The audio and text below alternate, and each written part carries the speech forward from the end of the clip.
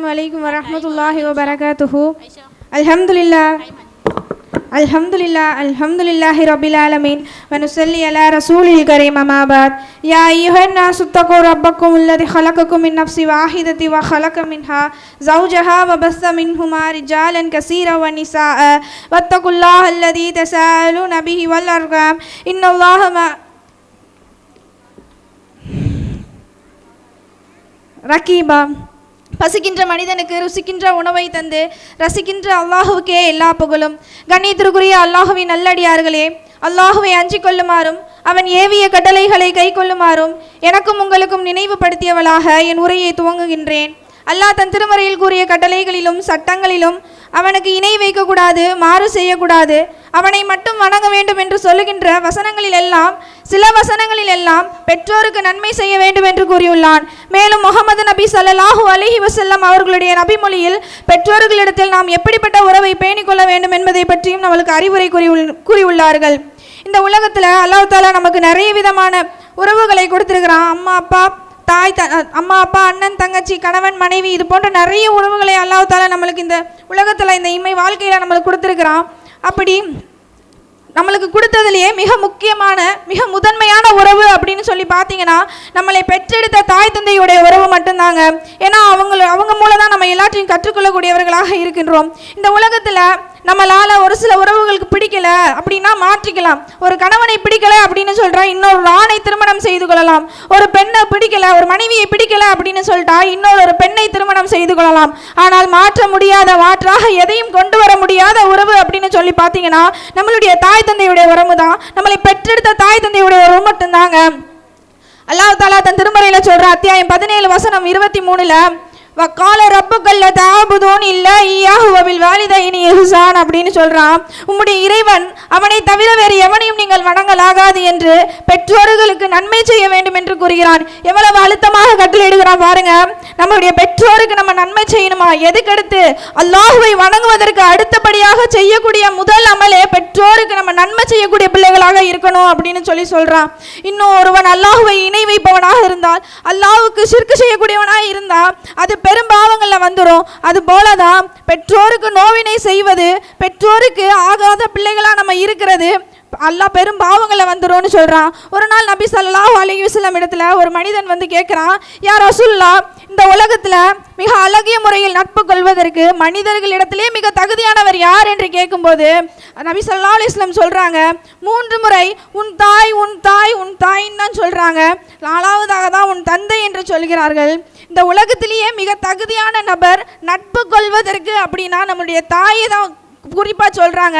இன்னும் அல்லாஹ் தஆலா தன் திருமறையில சொல்றான், அத்தியாயம் 31 வசனம் 14ல உம்முஹு வஹனன் அலா வஹனின் சொல்றான்.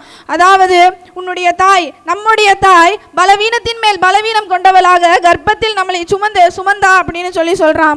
நம்மளுடைய தாய் தாங்க இந்த உலகத்திலேயே மிக அதிகமாக மிக தகுதியானவர் நட்பு கொள்வதற்கு. ஆனால் இன்றைய காலகட்டத்தில் நம்மளுடைய தாயை நண்பர்களாக பார்க்குறோமா? பெஸ்ட் ஃப்ரெண்டாக பார்க்குறோமா? இந்த உலகத்தில் boy friend, girl friend, boy bestie, girl bestie, இது போன்ற நிறைய உறவுகள், அநாகரிகமான உறவுகளை தான் நம்ம முக்கியத்துவம் கொடுக்குறோம். நம்மளுடைய தாய் தந்தைக்கு முக்கியத்துவம் கொடுக்குற பிள்ளைகளாக நம்ம இருக்கிறோமா? கொஞ்சம் யோசிச்சு பாருங்க அல்லாஹ்வின் நல்லடியார்களே.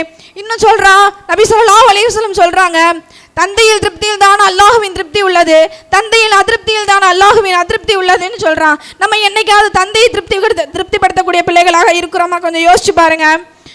இன்னும் சொல்றான், இன்னும் நம்ம தந்தை மட்டும்தான் நம்ம தாயின் வயிற்றிலிருந்து அந்த நொடியிலிருந்து பிறந்து வளர்ந்து வாலிப பருவத்தை அடையும் வரைக்கும் நம்மளுடைய தேவையை அனைத்தும் பூர்த்தி செய்யக்கூடியவர்களாக நம்முடைய தந்தை மட்டும்தான் இருக்கிறான்.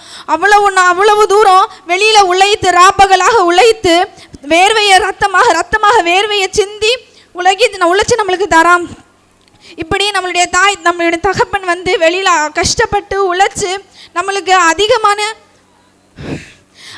நமக்கு பொருளாதாரத்திலையும் நமக்கு பிடிச்ச விஷயத்துல எல்லாத்தையுமே சந்தோஷப்படக்கூடியவர் நம்ம தந்தை மட்டும்தான். இப்படி நம்மளுடைய தாய் தந்தை நமக்கான அனைத்து விதமான நேரங்கள்லையும் உறுதுணையாக இருந்து நமக்கு ஆசைகள், நம்மளுடைய கஷ்டங்கள் எல்லாத்துலேயும் ஈடுபடக்கூடியவர்களாக நம்மளுடைய தாய் தந்தை மட்டும்தான் இருக்கிறாங்க. இன்னும் இன்னும் சொல்லப்போனால் நமக்கு நம்மளுடைய வாலிப பருவத்தில் நம்ம அநேக விதமான ஆசைகள் கொள்வோம். நம்மளுக்கு நிறைய விதயங்கள் இந்த உலகத்தில் நிறைய பிடிச்சிருக்கும். ஒரு உடையாக இருந்தாலும் சரி, படிக்கிற விஷயமா இருந்தாலும் சரி, நம்மளுடைய தாய் தந்தை அவங்களுடைய வாழ்க்கையில் நடக்காததை நம்மளுடைய வாழ்க்கையில் நடத்தி தரணும் அப்படின்னு நினைப்பாங்க.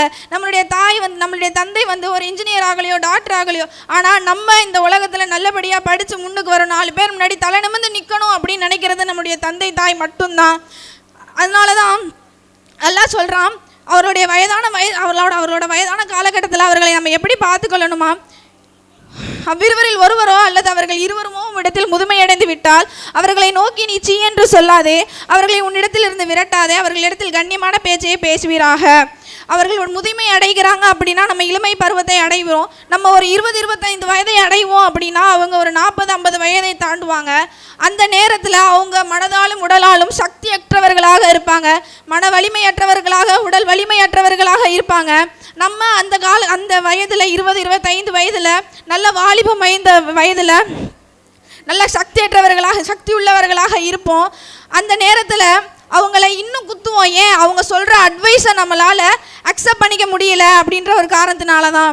இன்னும் அல்லாஹ் சொல்கிறான், இரக்கம் கொண்டு பணிவு என்னும் இறக்கையை அவர்களிடத்தில் தாழ்த்துவீராக அப்படின்னு சொல்கிறான். இரக்கத்தோடு பார்ப்பீங்களா அப்படின்னு சொல்கிறான். இன்னும் பெற்றோர்களுக்காக துவா செய்யக்கூடிய பிள்ளைகளாக இருக்கணுமா. ரப்பீர் ஹம்ஹுமா கமா ரப்பயானி சஹீரா அப்படின்னு சொல்கிறான். இன்னும் பெற்றோரை ஹயாத்துடன் பெற்றிருக்கும் பிள்ளைகளே, நம்மெல்லாம் பாக்கியம் பெற்றவர்கள். சொர்க்கம் செல்லும் வாசல்களாக நம்முடைய பெற்றோர்கள் தான் நமக்கு திகழ்கின்றார்கள். சொர்க்கத்துக்கு செல்லக்கூடிய வாசல்களை நம்ம கையில் வைத்து கொண்டு நம்ம வெளியில் தேடிக்கிட்டு இருக்கோம். பெற்றோருக்கு கண்ணியத்தை தரக்கூடிய பிள்ளைகளாக, பெற்றோருக்கு பணிவிடை செய்யக்கூடிய பிள்ளைகளாக வல்ல ரஹ்மான் உங்களையும் என்னையும் ஆக்குவானாக. அஸ்ஸலாமு அலைக்கும் வரஹ்மத்துல்லாஹி வபரகாத்துஹு.